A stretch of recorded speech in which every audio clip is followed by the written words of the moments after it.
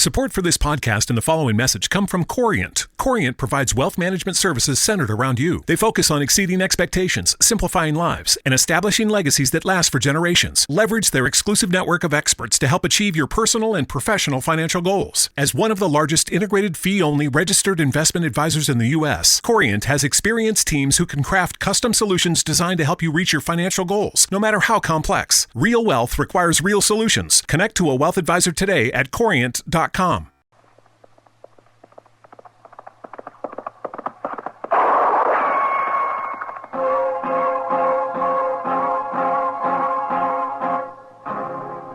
Gunsmoke. Brought to you by Chesterfield, America's most popular two-way cigarette. What a pair. Chesterfield King Size at the new low price. Chesterfield Regular. Around Dodge City and in the territory on West, there's just one way to handle the killers and the spoilers, and that's with a U.S. Marshal and the smell of Gunsmoke.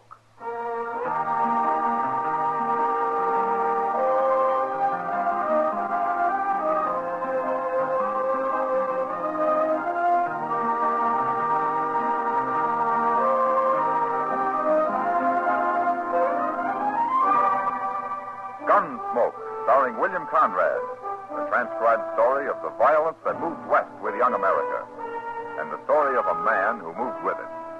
I'm that man, Matt Dillon, United States Marshal. The first man they look for and the last they want to meet. It's a chancy job, and it makes a man watchful and a little lonely.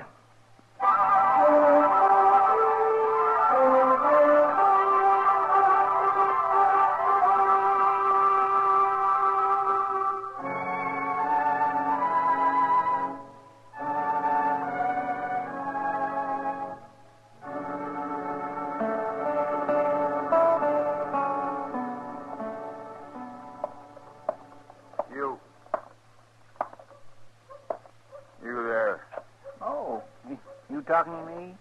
What's it look like I'm doing? I guess I pretty near fell asleep sitting here. Hot today, ain't it? I didn't come to Dodge to talk about the weather. A stranger here, ain't you? Looking for the sheriff. Where do I find him? You won't find him. What? There ain't no sheriff in Dodge. Maybe I can help you. I'm Chester Proudfoot. Well, I'm real pleased to know you, Chester. Now, if you quit lying to me Don't and tell snap me... your teeth at me. I ain't lying. But if you're looking for the law, there's a U.S. Marshal here. U.S. Marshal? That's even better. Where is he? Inside. Follow me. This fella here is looking for the law, Mr. Dillon. Oh? I come in. You the U.S. Marshal? Yeah, that's right. Well... my name's Brake, Marshal. I'm from Mingo. Mingo? That's way north of here, ain't it? It's a couple of 100 miles. And I rode all the way down here on the tail of a man called Hank Springer. I thought he'd come to jump to Santa Fe for St. Louis, but I tracked him right into that place up the street there, the Dodge House. He's got him a room and he's holed up in it. Is that so? I almost caught him this morning. Leastwise, I got close enough to put a bullet in his leg, but it didn't stop him. He's dangerous, Marshal, and I want your help taking him. Oh, what do you want him for, Brake? Murder. Oh? I killed a fella called Dobie on his ranch near Mingo. Oh, here. Here, Marshal, I got a warrant for him. Here, see? Ah. So you're a deputy, huh? That's what the sheriff made me. He wanted somebody to go after Hank Springer, and I took the job. Well, that's one way of doing it. Why didn't the sheriff come after him himself? Well, he didn't want to bother, I guess. Anyway, he's going to give me $50 when I get back with Hank, dead or alive. Uh-huh. So the sheriff up at Mingo pays somebody, most anybody, $50 to do his work for him. That's his business, Marshal. Well, then why don't you go arrest this Hank Springer? You got a warrant. You're a deputy. No, he's laying up in that room armed and hurt, and he ain't going to take easy. You're a U.S. Marshal, and you got to help me. Well, maybe there'll be less trouble if I do. Chester, yes? Go get Doc Adams. One man's already been shot.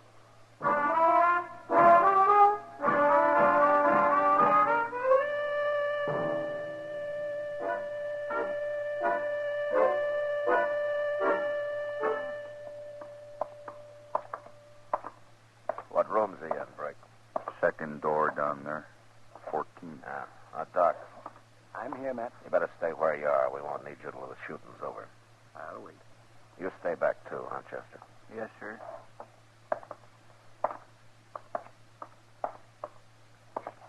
All right, break. Sing out. But let's make sure it's your man Springer in there.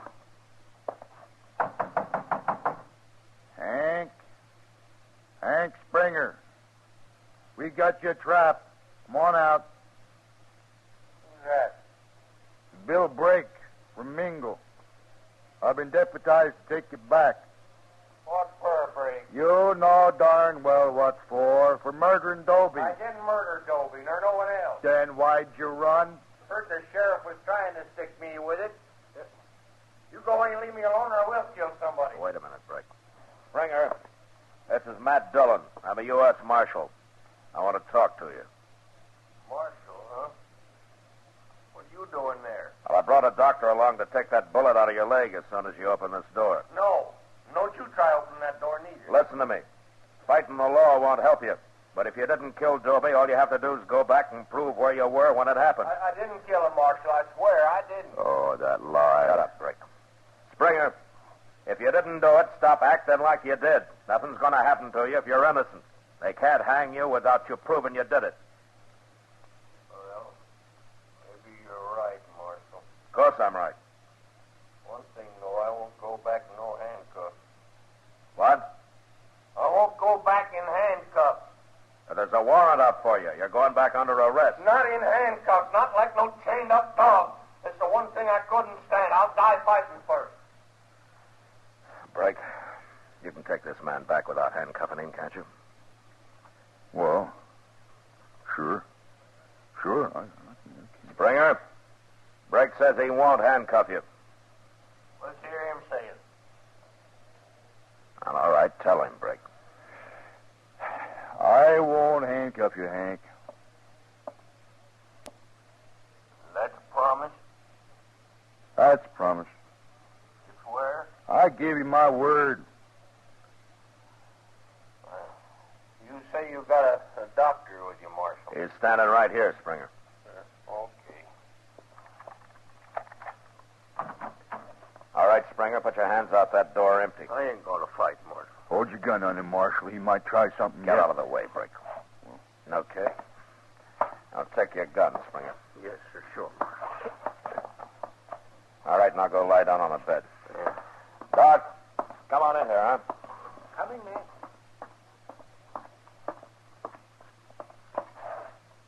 Now, then, you take those pants off, young fella. Let me have a look at that leg. Here's his gun, Break. Sure. I didn't think he'd have the guts to use it. Matt, Yeah, how does it look, Doc? there's no bullet in him. It went right through the flesh, here, and out here. I'll just clean it up a little bit and take a few stitches. How soon will he be able to travel, Doc? Well, he ought to wait a couple of days. Couple of days. I want to get back to Mingo. This man will leave when I say he's ready, and not before. He's my prisoner, ain't he? You heard him, Break. And another thing, you made a promise you wouldn't put handcuffs on him. See that you keep it. Why, sure, Marshal. Of course I will. Now, Chester, Yes, sir. I'll be over at the OK stable for a couple of hours. I told Kitty I'd look at a horse she's thinking about buying. Okay, sir. You better keep an eye on things here for a while, huh? You know where to find me if there's any trouble.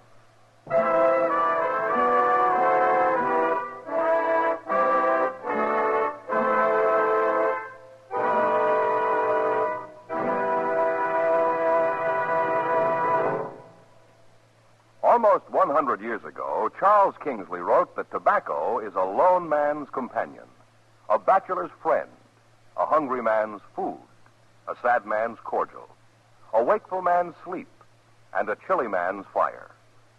These words describe what Chesterfield means to millions of smokers today.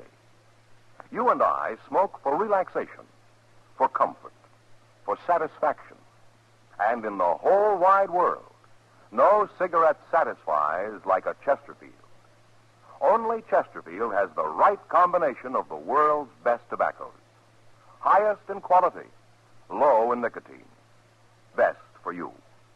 Buy 'em king size at the new low price, or regular. Get a carton of Chesterfields today.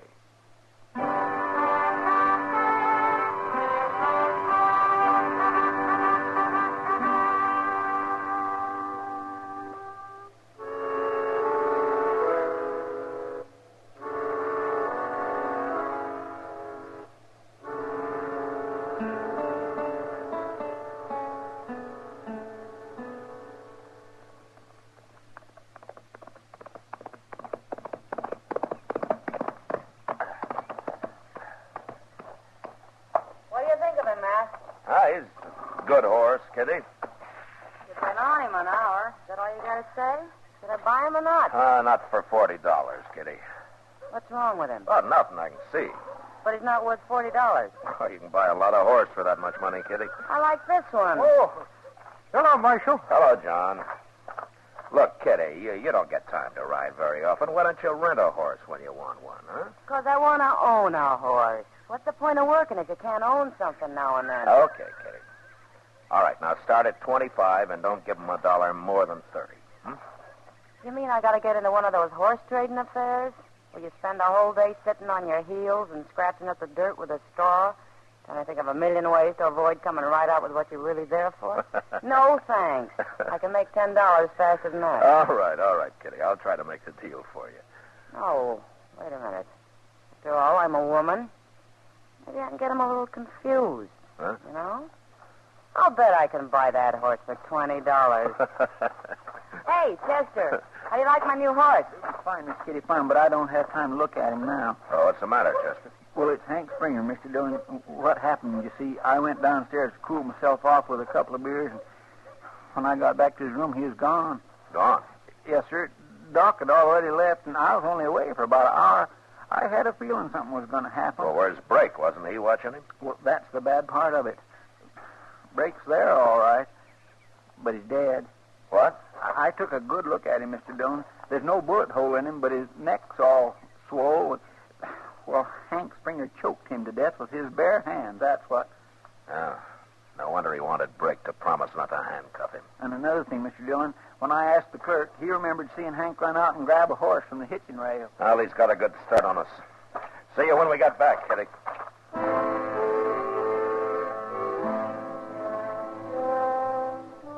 There was no way of telling how good a horse Hank Springer had stolen from the hitching rail, but Chester and I had mounts that we'd trained for this sort of a ride. And about dusk, the sign on his trail told us that we were getting closer to it.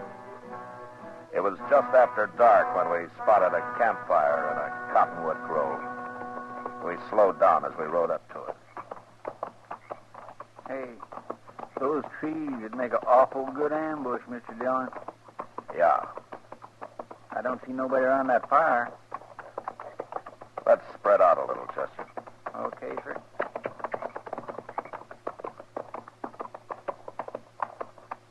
All right, that's far enough. Start shooting, Chester. He can't get both of us. I ain't shooting no more. All right, then throw down your gun and move up to the fire where we can see you. I am. I'm doing it. I got my hands up. Right in, Chester, but keep separated. There he is. I can see him. Don't shoot me. I didn't know who it was. Why, that ain't Hank Springer, Mr. Dillon. No. My name's Jones. I'm a buffalo hunter. I thought it was him coming back. Who's him? I don't know. I don't know who he was. Step over this way, mister, out of the firelight. I don't want to get shot at anymore tonight. It was a mistake, I tell you. I wouldn't have shot at you if I could have seen who it was. You can't blame me. Not with a man like that running loose. Look, mister, I'm on the trail of a murderer. A man named Hank Springer. He's a young fellow, and he's got a bad leg. That's him. That's him. He's a murderer, sure enough. He killed my partner not over an hour ago. What? My partner's lying in them bushes over there. I wrapped him up in his saddle blanket so as I could bury him tomorrow. Well, how'd it happen? Well, sir, we was cooking something to eat, and that fella rode up and wanted to trade horses. My partner said no. But Springer got down and said he'd take the horse anyway. And my partner tried to stop him. And, well, he got shot that way, and now he's dead. Oh. Springer rode north, didn't he? Yes, sir. And I tell you something else. The horse he took ain't going to carry him far. That horse got his lungs frosted last winter. Well, that'll help. There's a cabin 5 miles straight ahead, the way he was going. He can't get no further than that. All them people got there is a balky old mule. Good. I'm sorry about your partner, mister, but we'll try to catch Springer before he kills anybody else. Come on, Chester.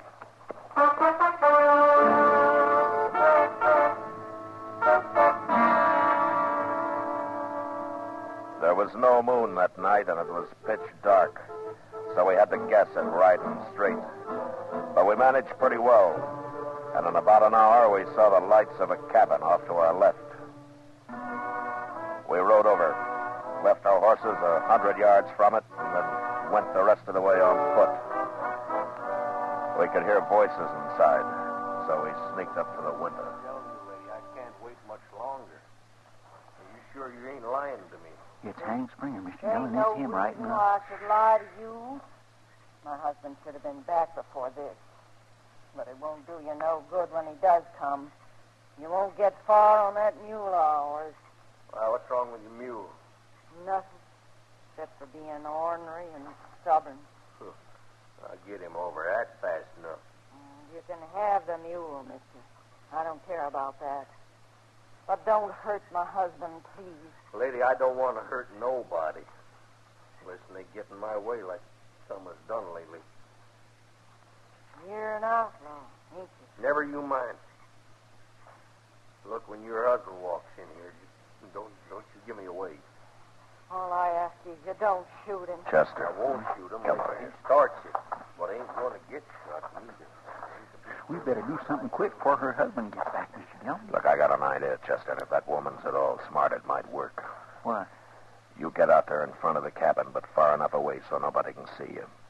And then you yell for her. Yell for her? Pretend you're her husband. Tell her to come out and give you a hand with a mule.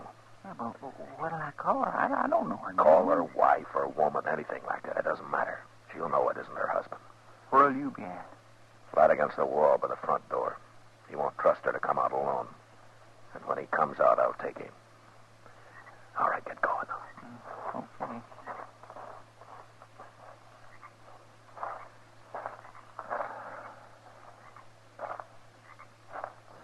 By morning, so while we were waiting, you might just fix me some bread and some meat to take along, ma'am.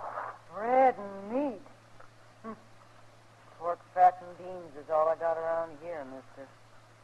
Well, I could eat some of that. Hey, wife, Eh, come on out here and give me a hand. Who is that? Woman, get on out here. If this mule won't take another step. That's your husband. No. Don't try to fool me. Open that door. No, wait a minute. Put the light out first. All right, now open it, or else you think something's wrong. What is taking you so long? I gotta sit out here all night. Answer him. I'm coming, Jack. Now go on. I'll walk right behind you. Go on now. All right.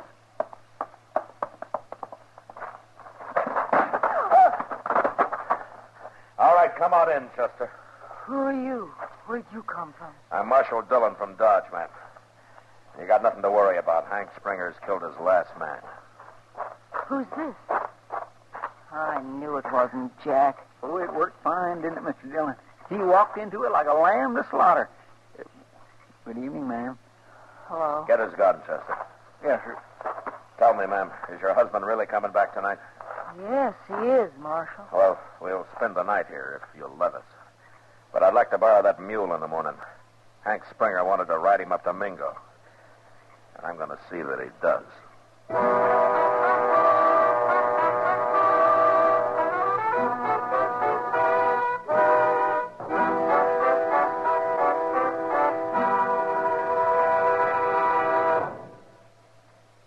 There are more than 60 million cigarette smokers in America who smoke many brands. In choosing your cigarette, be sure to remember this.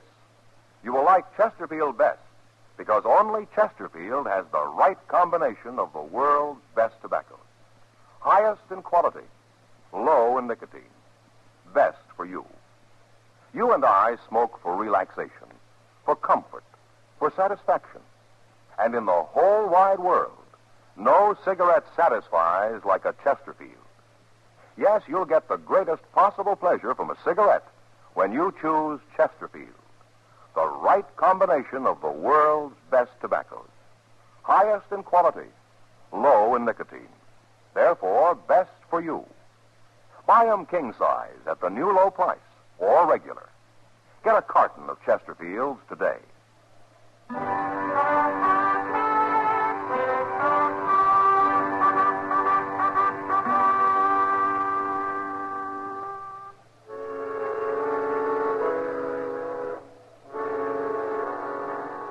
started out next morning, and it took us 2 days to get to Mingo. But not so much because of the mule as because of Hank Springer's leg. I was willing to stop and let him ease it for a day or so, but he said no. He'd rather get the ride over with. Beyond that, however, he didn't say anything until we rode into town.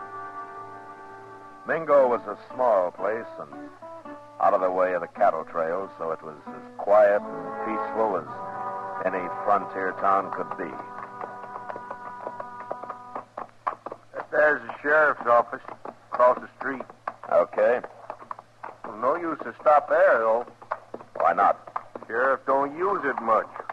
Most of the time he's gambling over at the Golden Girl. That's it. The Golden Girl down the street there, see? Well, I'm not turning any prisoner over to a sheriff at a gambling table. You ride on ahead, Chester, and tell him to come outside. All right, sir, I'll do it. Springer?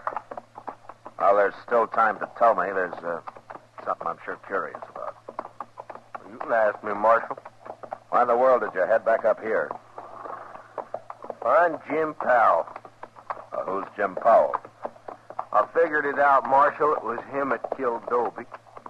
Oh. Well, you can tell him that in court, I guess. Now, here we are. Let's get on. All right. Oh.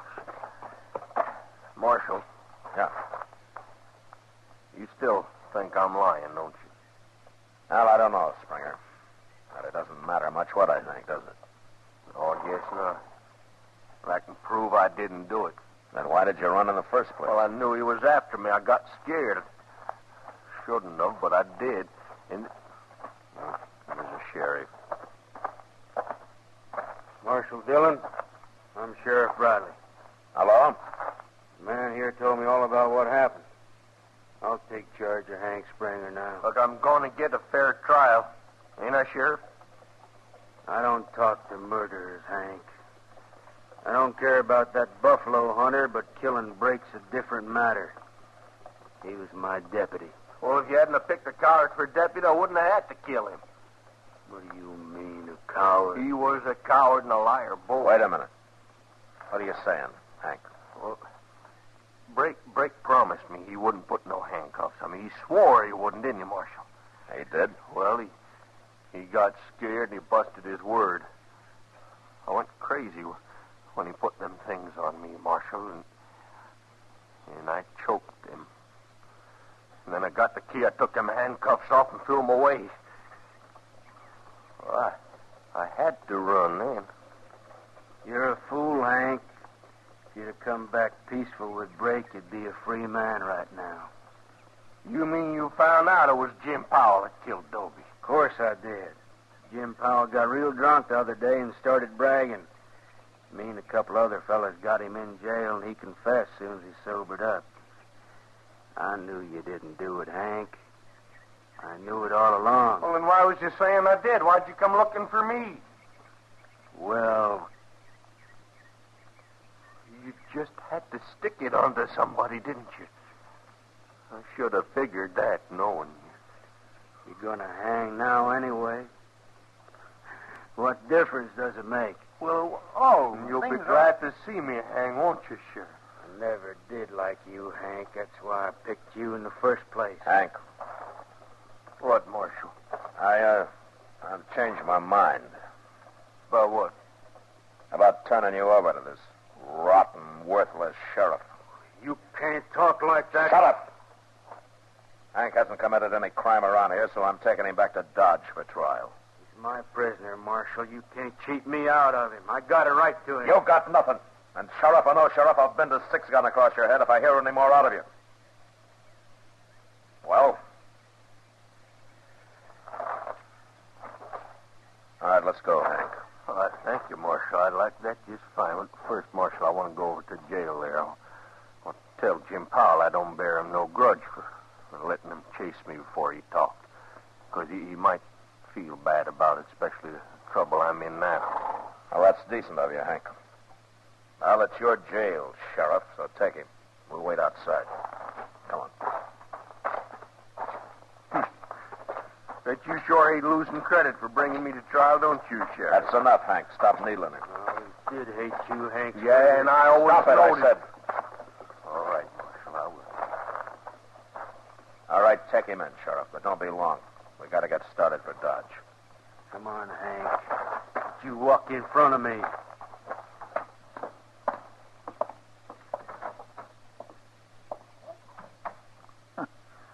Mr. Dillon, a sheriff like that makes a man kind of ashamed, don't it? I mean, it makes people think the law don't amount to much. Ah, the law's bigger than any one man, Chester. Yes, sir, I guess so. What? Hey, that comes from the jail. Yeah, it sure did.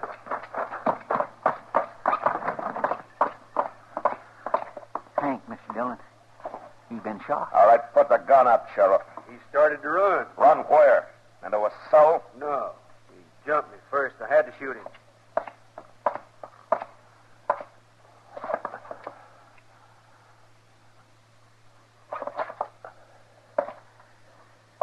Well, he's dead. It was his idea coming in here and trying to get away. He wanted my gun. So he jumped you, huh? He swung around, grabbed for my gun. I had to shoot him. In the back? I don't know where I shot him, Marshal. What difference does it make?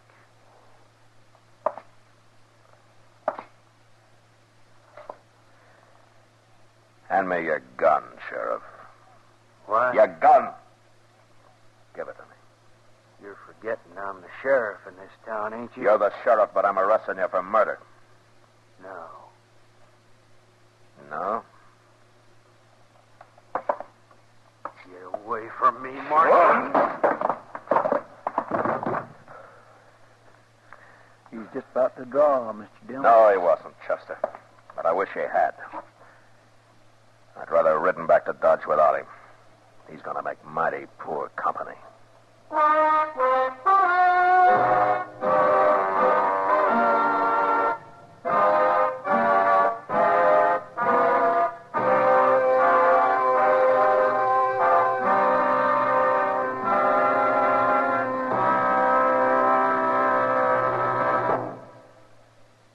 L&M goes king size.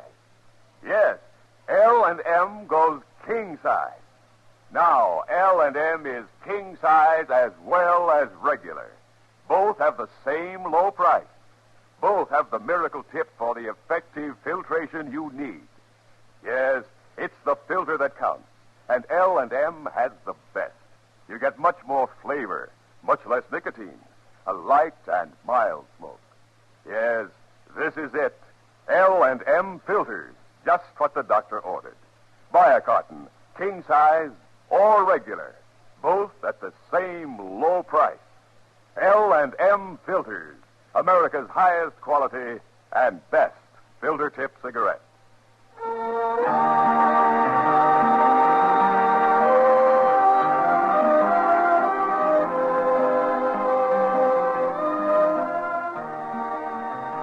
Gunsmoke, produced and directed by Norman Macdonnell, stars William Conrad as Matt Dillon, U.S. Marshal. Tonight's story was specially written for Gunsmoke by John Meston, with music composed and conducted by Rex Corey. Featured in the cast were Lawrence Dobkin, Jack Crucian, John Daner, Joe Forte, and Irene Tedrow. Harley Bear as Chester, Howard McNear as Doc, and Georgia Ellis as Kitty. Join us again next week as Matt Dillon, U.S. Marshal, fights to bring law and order out of the wild violence of the West in Gunsmoke.